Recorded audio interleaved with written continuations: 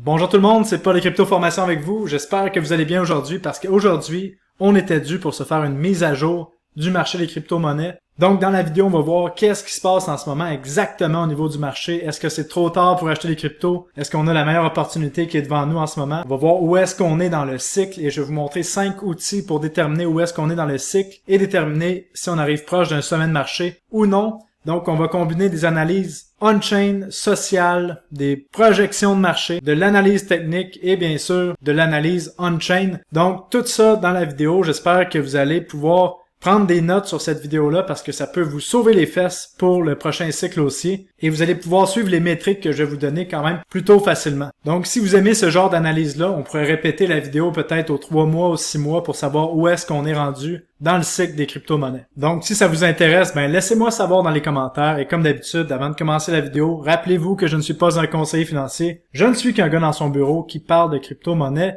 Donc, avant de prendre toute décision financière, faites vos propres recherches. C'est vraiment important. Ceci étant dit, commençons. Donc, où est-ce qu'on en est dans le cycle des cryptos en ce moment? Comme vous le savez, depuis les derniers mois, on est coincé dans un interminable range au niveau du Bitcoin et des altcoins. Et là, ça commence vraiment à faire mal. La capitulation par le temps commence à faire souffrir beaucoup d'investisseurs. On voit de plus en plus de gens qui sont de moins en moins intéressés aux crypto-monnaies. Dernièrement, je parlais à un de mes amis qui me disait qu'il était complètement découragé de ce marché-là. Et c'est pas le genre de gars à vouloir abandonner. Donc vraiment, la capitulation qu'on vit par le temps fait mal. Qu'est-ce que ça veut dire?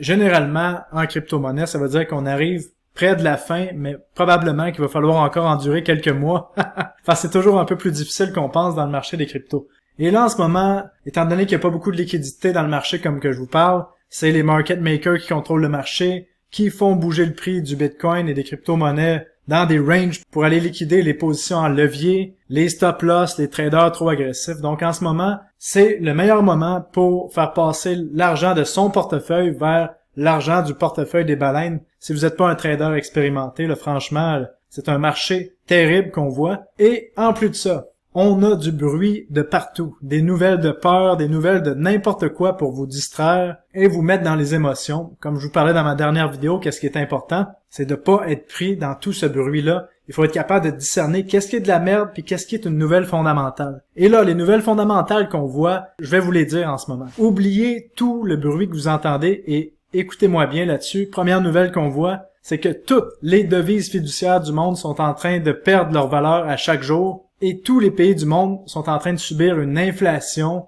qui est pas près d'arrêter si on continue dans ce système financier-là qui est adossé à la dette et qui semble arriver à sa fin avec une période d'impression monétaire sans fin. Donc, quand on dit qu'il semble arriver à sa fin, ça peut durer encore quelques années. Ça, c'est certain, mais on sait que l'impression monétaire va être de plus en plus rapide et la dévaluation monétaire va être de plus en plus rapide. Et ça fait en sorte que les gens cherchent des solutions pour détenir des réels actifs. Et des réels actifs, on en connaît. Les crypto-monnaies, ça en fait partie. Et bien sûr, la blockchain permet de détenir réellement ses actifs en sa propre possession. Donc ça, c'est ça que la blockchain a amené dans le monde, c'est qu'on peut détenir réellement nos actifs sans avoir à faire confiance à un tiers, tel une banque ou une autre institution financière. Deuxième chose qu'on a vue dans les derniers mois, c'est que tous les plus grosses institutions financières au monde, on parle de BlackRock, Fidelity, Invesco, ARK Invest, veulent avoir un ETF Bitcoin. Ça, qu'est-ce que ça veut dire? Ça va permettre à leurs investisseurs de pouvoir investir dans le Bitcoin avec leur fonds de retraite ou avec un seul clic ou en appelant leur courtier financier. Et tous ces gestionnaires d'actifs-là vont pouvoir introduire le Bitcoin dans leur stratégie de gestion de portefeuille. Et si on a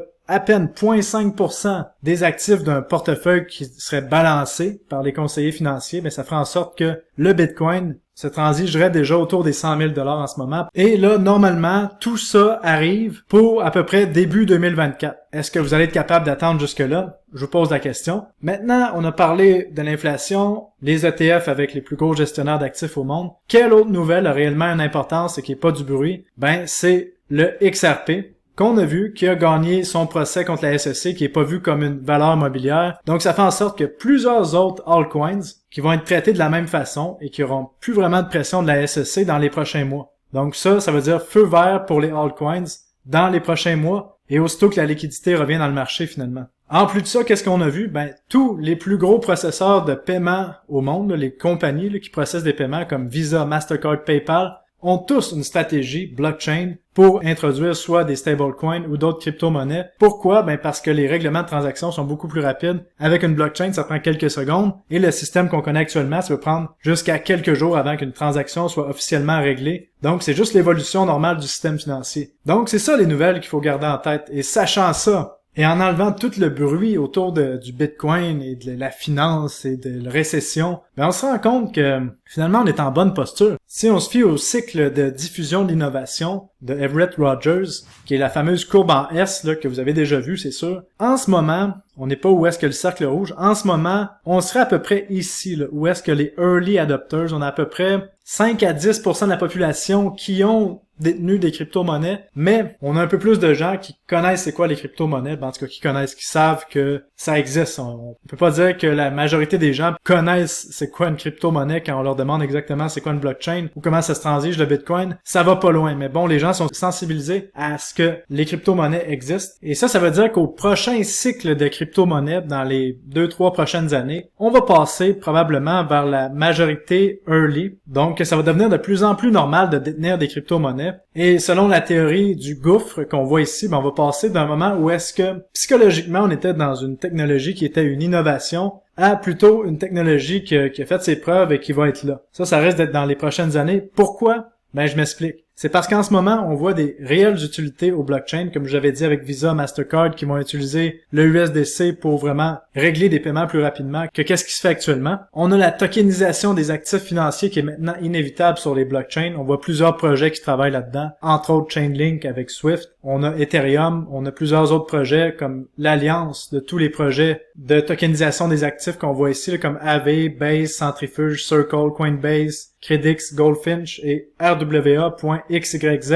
Donc, vraiment, les choses sont en train de se placer pour que réellement, on ait des actions tokenisées, des bons du trésor tokenisés, la dette tokenisée. Ça va probablement être ça pour commencer. Éventuellement, j'imagine que l'immobilier s'en vient sur la blockchain, puis de plus en plus d'autres actifs comme des œuvres d'art vont être tokenisés, mais là, ça prend toujours une forme d'audit là, quand on tokenise des actifs réels. Et le premier, vraiment, proof of concept de la tokenisation des actifs, c'est le dollar US avec les stablecoins. Et vous allez voir, ça va vraiment accélérer dans le prochain cycle. C'est vraiment une courbe qui va être exponentielle. Comme je vous montrais la charte ici là, de Galaxy Research, qui nous montrait le nombre d'actifs tokenisés sur des blockchains. Maintenant, on est à 3 milliards de dollars. Et là, on parle de plusieurs trillions de dollars d'actifs qui peuvent être potentiellement tokenisés. Donc, on est qu'au début en ce moment. Et cette charte-là, cette montée qui commence à être parabolique va paraître ridicule dans 1 an ou 2. Ça, je vous le garantis. On va revenir là-dessus dans les prochaines vidéos, dans les prochains mois. Aussi, on voit les compagnies qui réellement sont en train de faire des stratégies d'NFT pour être plus proches de leurs clients,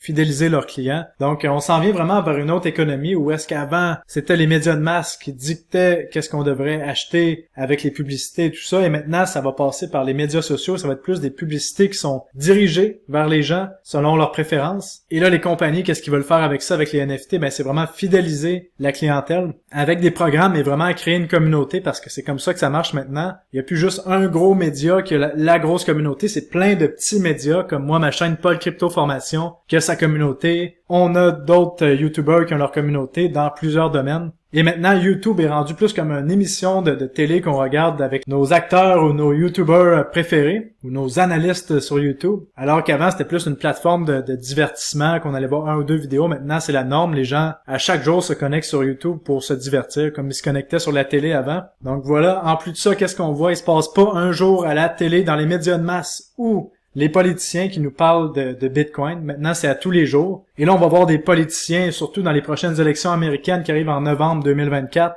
Il va y avoir des politiciens pour les cryptos, contre les cryptos. Ça va faire semblant de se battre comme d'habitude. Tout ça pour gagner des votes, là. Puis en réalité, on sait qu'ils n'en ont rien à foutre des crypto-monnaies. Mais bon, si ça aide à gagner des votes, ils vont en parler. Et ça, c'est une publicité de plus pour les crypto-monnaies. Donc vraiment, moi, je pense que le prochain cycle va amener une majorité early qu'on voit ici. Vous voyez la courbe en S. Quand on arrive dans la partie que vous voyez ici là, de la majorité early, la courbe devient de plus en plus à pic, de plus en plus verticale, et là, on a une accélération de l'adoption. Donc, c'est pour ça que de mon côté, je suis confiant qu'on va avoir un autre cycle de crypto-monnaie qui va amener des gains qui vont être impressionnants, parce qu'on le sait que si le Bitcoin atteint juste son ancien sommet historique autour des 69 000 $ atteint peut-être les 100 000 $, les 120 000 $, ben on sait que les altcoins vont tout simplement exploser. On va voir le même genre d'explosion à la hausse qu'on avait vu dans les cycles précédents parce que la liquidité va venir se recycler dans les altcoins. Et ça, on va en parler dans une autre vidéo du cycle que j'ai observé par rapport au recyclage de la liquidité. Je pense que ça va vous intéresser. Donc, pour être honnête, ce que je pense, c'est qu'on est à quelques mois d'avoir un prochain cycle haussier au niveau des crypto-monnaies. Et là, la question, c'est est-ce que vous allez être capable d'endurer toutes les conneries qui vont se passer d'ici à ce que le marché commence à monter ou vous allez pas être capable? C'est vraiment la question. Et la meilleure façon d'endurer, ben, c'est tout simplement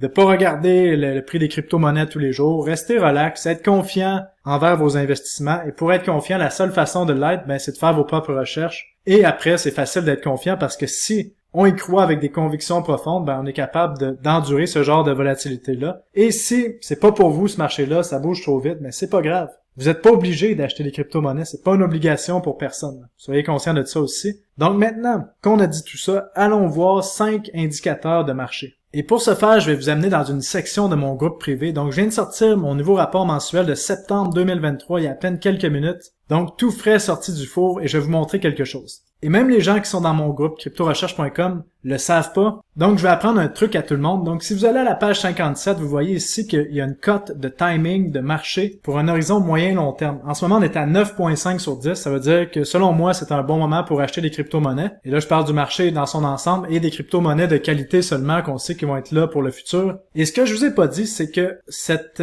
cote-là de 9.5 sur 10 était basée sur 12 indicateurs de marché dans les 5 catégories que je vous ai parlé, on-chain, social, des modèles de prédiction de marché, du charting et sur l'économie macro en général. Et là, ce modèle-là va passer de 12 indicateurs à 23 où est-ce qu'on va créer un algorithme qui va vraiment permettre de savoir si on est proche d'un sommet de marché ou non. Et avant de continuer, j'aimerais qu'on parle d'un truc important. Je viens de rajouter ceci sur mes rapports du mois et j'en ai parlé dans mes vidéos privées. Il y a plusieurs personnes sur YouTube qui ont des communautés qui prennent le contenu de mon groupe de recherche, le contenu que j'ai travaillé, analysé et le repartagent en disant que ça vient d'eux. Et là, nous, de notre côté, ben, il y a des gens de la communauté qui disent, bon, tel YouTuber reprend ton contenu, telle autre personne, tel autre groupe. Et bien là, j'aimerais vous le dire en vous regardant dans les yeux, là, parce que je sais que vous regardez toutes mes vidéos. S'il vous plaît, arrêtez de faire ça, ou du moins ayez la décence que si vous prenez une information qui vient du groupe de recherche, ben, dites que ça vient du groupe de recherche. Puis ça, vraiment, c'est juste un signe de respect et c'est la moindre des choses. Et je comprends là, que le groupe de recherche, c'est la référence dans le marché francophone, mais ça veut pas dire que ça vous donne la permission de voler le contenu qui est là pour un public qui veut s'éduquer. C'est pas fait pour être repris puis dire que ça vient de vous. Et là, pourquoi je parle de ça? Parce que j'avais été fâché dans les dernières semaines et je savais pas comment réagir avec ça. Et fondamentalement, je me suis demandé la question, pourquoi est-ce que ça me fâche? Pourquoi est-ce que ça me rend avec un sentiment de vide quand je vois une autre personne qui répète mon contenu? Et là, ça m'a demandé même fondamentalement à me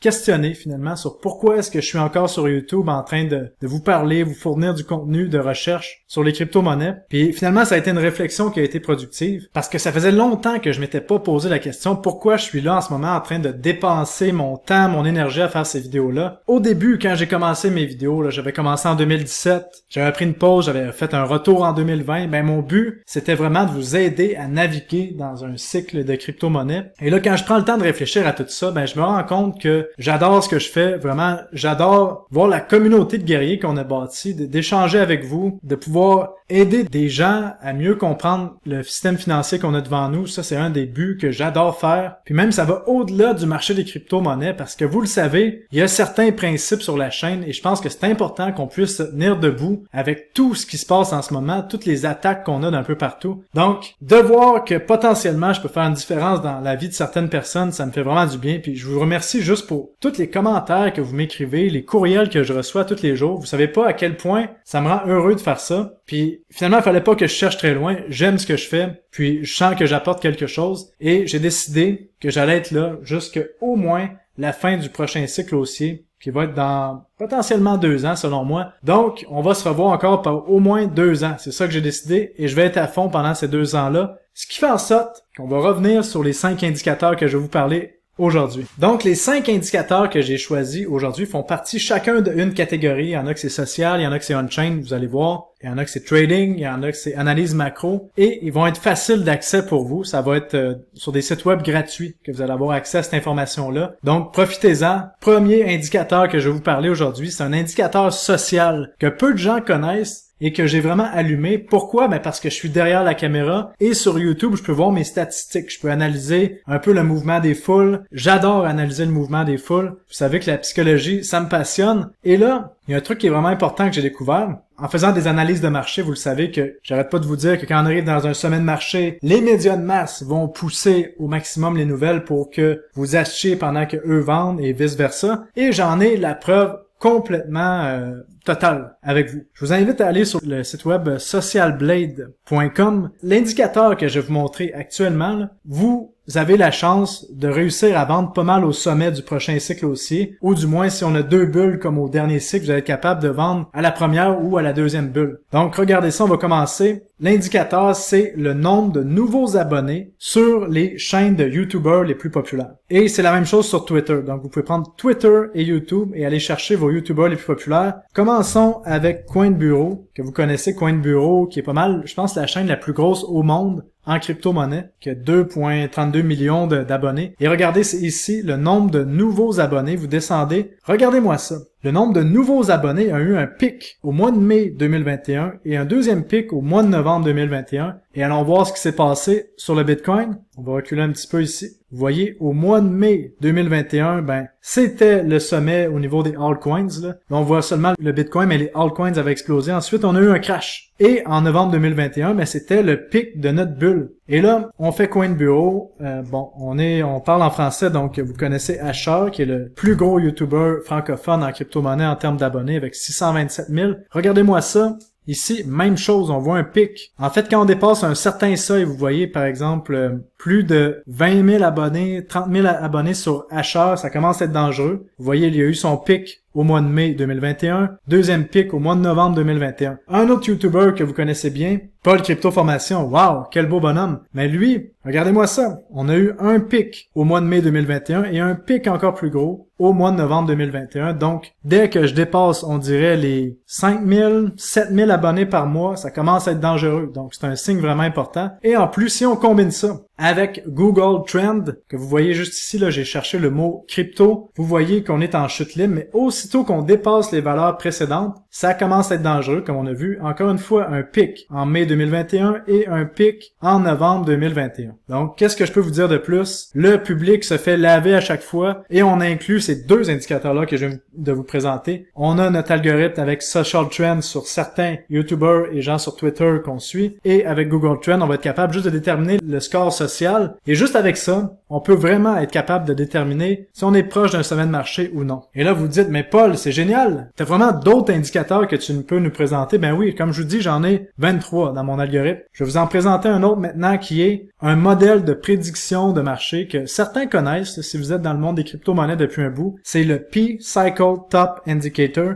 que vous pouvez trouver gratuitement sur lookintobitcoin.com. Et là, regardez la précision de cet indicateur-là. Quand on voit les deux moyennes mobiles, la dorée et la verte, se croiser, ben c'est là qu'on a le sommet du Bitcoin. Donc, on va aller voir ça. Je vais zoomer pour vous. Regardez-moi ça, la précision de l'indicateur P-Cycle Top. Vous voyez, on va zoomer un peu plus. Ici, on était à 2 jours du sommet autour des 200 $. On a crashé à 75 $.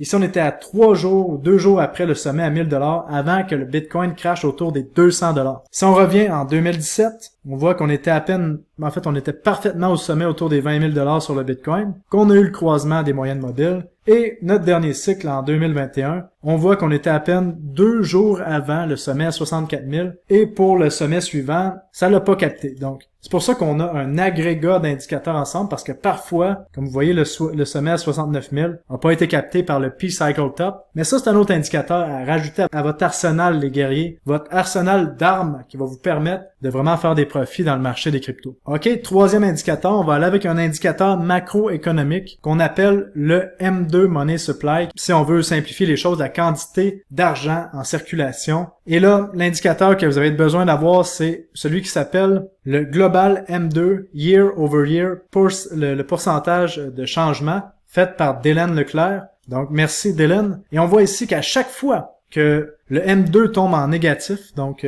que la création monétaire est moins grande que l'année d'avant, ben le Bitcoin est à son bottom. Et vice-versa, lorsqu'on arrive à un sommet et certains niveaux, et qu'on commence à descendre au niveau du M2 en termes de pourcentage année sur année, ben on arrive proche du sommet du marché des crypto-monnaies. Et ça nous prouve encore une fois que Bitcoin est une mesure du money supply. Étant donné que le Bitcoin est limité, si on augmente la quantité d'argent dans le marché, ben ça fait en sorte que ça prend plus de dollars pour acheter un même Bitcoin. Donc, si on continue d'avoir plus de dollars en circulation dans notre économie, qu'est-ce qui est 100% le cas, qui va arriver dans les prochains mois. En fait, ça arrête pas, là, vous l'avez vu avec l'inflation, avec les derniers mois, les dernières années. Qu'est-ce que je peux dire de plus? Je pense que si vous savez pas qu'on a une dévaluation monétaire, ben vous avez sûrement pas touché à l'argent. Donc, ça, c'est notre troisième indicateur. On a le NUPL qui est disponible aussi gratuitement sur lookintobitcoin.com et comme vous voyez ici, il faut suivre la ligne bleue. Lorsque la ligne bleue dépasse des ondes de 50%,